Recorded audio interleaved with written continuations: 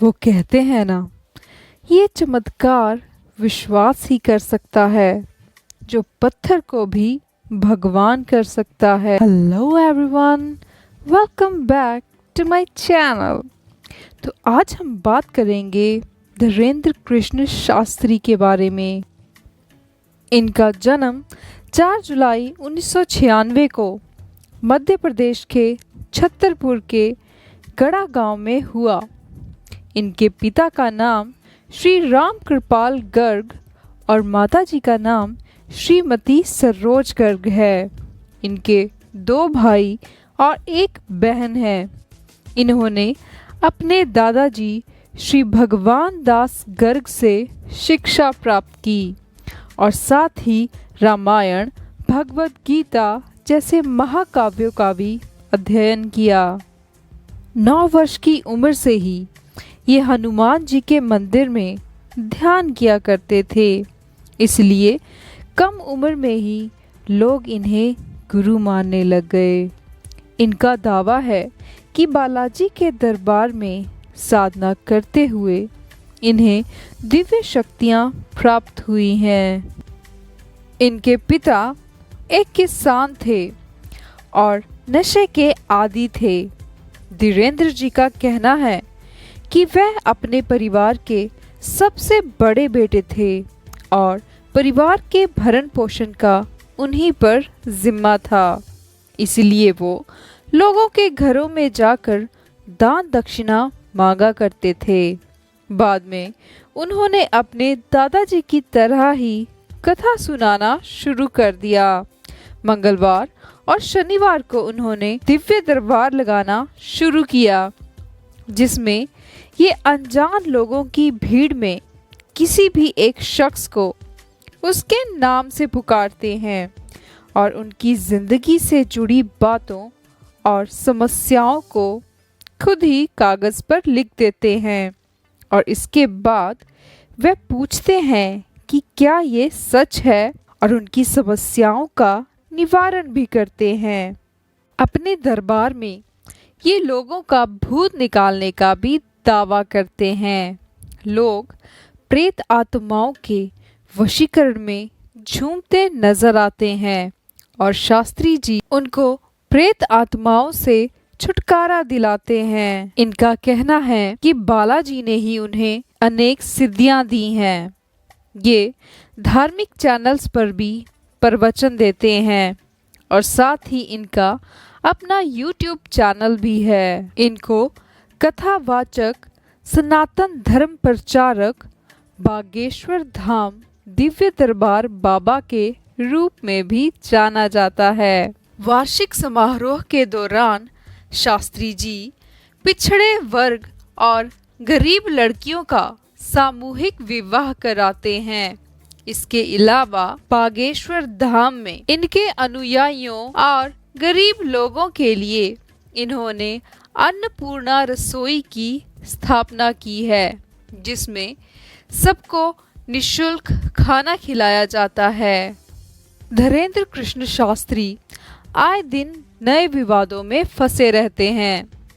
इन पर ये इल्ज़ाम है कि बागेश्वर धाम और इसके आसपास की ज़मीन पर कब्ज़ा किया जा रहा है, क्योंकि लाखों की तादाद में आने वाले श्रद्धालुओं के कारण ये दुकानों का 1 महीने का किराया 1 से 1.5 लाख रुपए तक कर दिया गया है।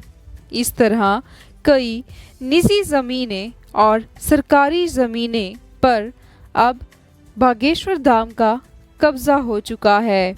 पहाड़, शमशान और तालाबों की ज़मीनों पर भी इन्हीं का कब्ज़ा कर लिया गया है। इसके अलावा उनके दिव्य दरबारों को भी कुछ लोग पाखंड का नाम देते हैं। सोशल मीडिया पर एक वीडियो वायरल हुई, जिसमें एक भक्त धीरेंद्र कुमार शास्त्री जी के पैर छूने लगता है तो उन्हें अछूत कहकर रोक दिया जाता है। ये वीडियो बहुत वायरल हुई, पर बाद में शास्त्री जी ने कहा कि ये एडिटिंग की हुई वीडियो थी। असल में वो खुद को ही उस वीडियो में अछूत कह रहे थे। इसके अलावा एक वीडियो में शास्त्री जी ने कहा कि चादर और फादर वालों से दूर ही रहो। उनकी ये बात बहुत विवादों में रही। इसके अलावा एक बार प्रवचन करते हुए शास्त्री जी ने पठान मूवी को बायकॉट करते हुए कहा कि सब ये शपथ लें कि ऐसी लोगों की फिल्म देखने नहीं जाएंगे। इसके अलावा इन्होंने ये भी कहा कि हिंदुओं जागो और जो आपके घर पर पत्थर फेंके उनके घर पर बुलडोजर चलाओ। नागपुर में राम कथा का आयोजन हुआ जिसमें 5 जनवरी से 13 जनवरी तक धीरेन्द्र कुमार शास्त्री जी का दिव्य दरबार लगना था, पर ये कथा 11 जनवरी को ही समाप्त कर दी गई क्योंकि अंधश्रद्धा कार्य समिति के श्याम मानव ने धीरेन्द्र कुमार शास्त्री पर जादू टोना को बढ़ावा देने का आरोप लगाया, क्योंकि महाराष्ट्र में इसके खिलाफ Maharashtra anti superstition and black magic act 2013 है। उन्होंने देवेंद्र शास्त्री को ये चैलेंज किया कि वह उनके सामने दरबार लगाएं और अपने दावों के आधार पर उनके बारे में भी बताएं। जिस चैलेंज को जीतने पर उन्हें 30 लाख रुपए का गिफ्ट दिया जाएगा, जिस पर देवेंद्र शास्त्री जी ने कहा कि 30 लाख रुपए वे गरीब बेटियों की शादी पर लगा दें।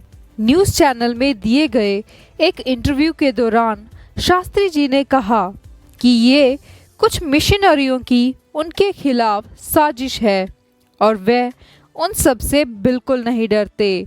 आगे उन्होंने कहा कि वह टोपी वालों से भी राम राम कहलवा कर दिखाएंगे।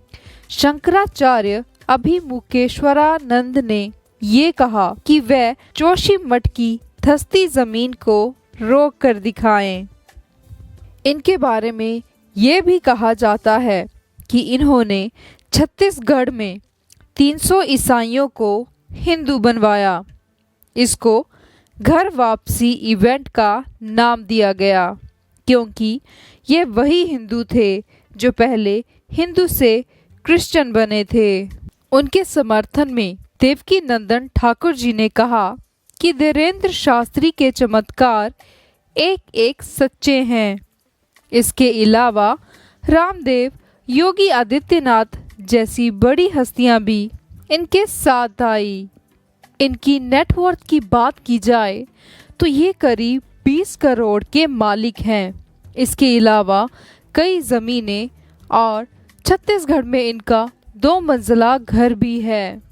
12 जून 2022 को इनका नाम गीता प्रवचन पर अतुलनीय योगदान के लिए लंदन बुक ऑफ रिकॉर्ड्स में शामिल हुआ। साथ ही 14 जून 2022 को उनको हाउस ऑफ कॉमन लंदन की तरफ से सर्टिफिकेट ऑफ अप्रिशिएशन से सम्मानित किया गया।